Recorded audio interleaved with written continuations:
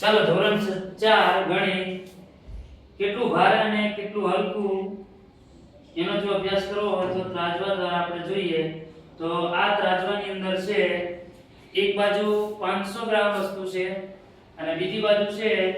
એ 300 થાય છે બરોબર એટલે આ ત્રાજવું છે એ સમતોલિત થતું નથી તો કેટલું ભારે અને કેટલું હલકું નક્કી કરવા માટે થાય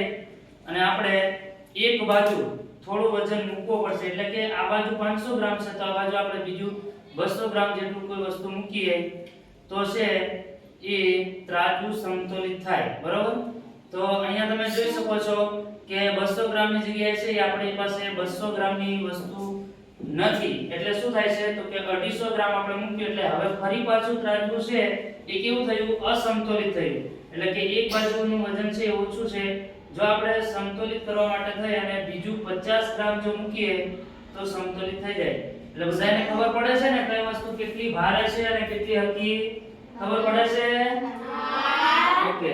જો હવે એક વસ્તુ આપણે ઓછી કરી દીધી તો અહીંયા તમે જોઈ શકો છો ત્રાજવું છે એ કેવું થઈ જાય છે સમતોલિત એટલે કે સરખું થઈ જાય છે ને તો આ રીતે આપણે જે કેટલું ભારે અને કેટલું હલકું છે એ ત્રાજવા દ્વારા છે એ જોઈ શકીએ છીએ